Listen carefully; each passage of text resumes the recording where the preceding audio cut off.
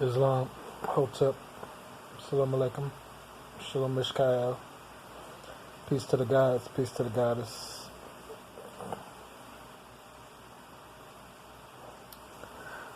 Oh, it's late. I'm exhausted. I've been up all day working on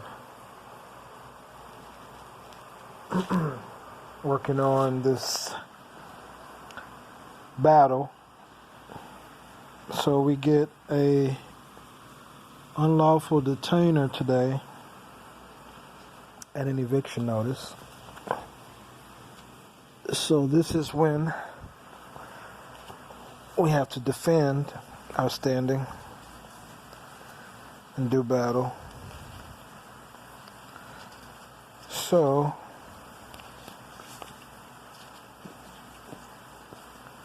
we had to go and find a form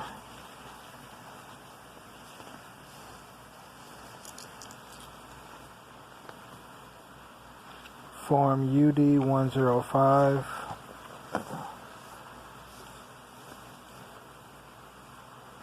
and that is the answer to the unlawful detainer.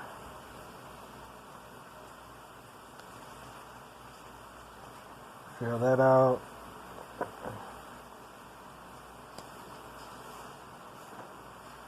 And attach a form MC025. And I typed it up, and then something happened, the internet went out, and I lost the entire document, so I'm going to try to retype that in the morning.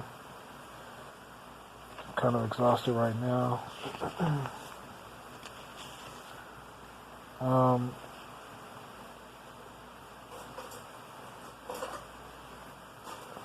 So this unlawful detainer and this eviction, of course, is fraudulent. There was no 3-day notice to quit or cure ever sent. There's no evidence of that in the summons, yet the clerk allowed this unlawful detainer to be unlawfully filed in the court. It's just fraud all over it. No one signed anything. I just got a bunch of blank documents with no signatures on them. So, also had to do a court fee waiver. Print those out just in case I need those.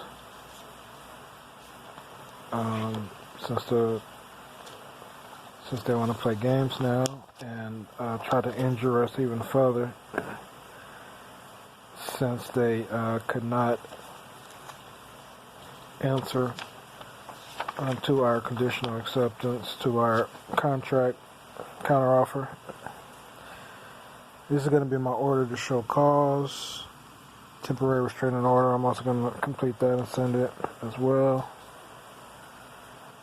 And then go from there. So, said we had 5 days to answer, but this was filled out by some lawyer, not the owner. Didn't even bother. Of course, it's a corporation, so they have to be represented by some attorney, which has no standing. The United States Bar Association Society has no standing on this land.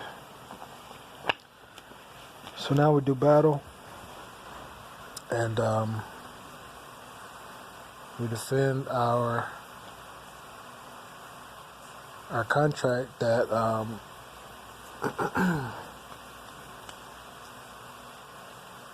that we have them in violation, we have them in default. So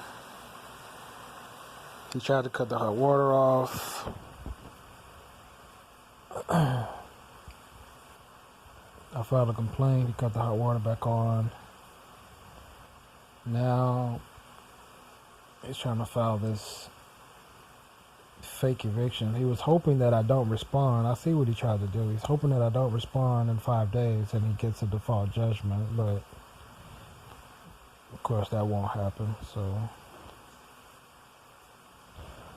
we'll mail out our response tomorrow and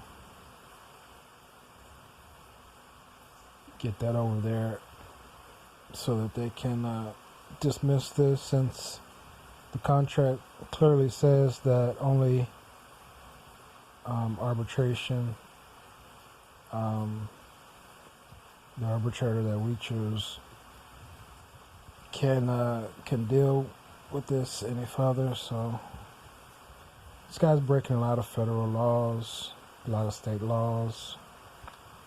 He's even committing acts of genocide. So it's really no more mercy or friendliness. We're just gonna send this to the court and then proceed to file federal complaints against them. So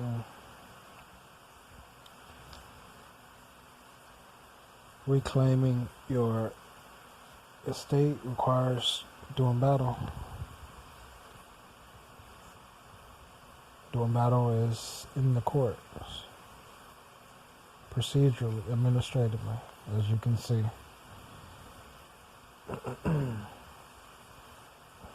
So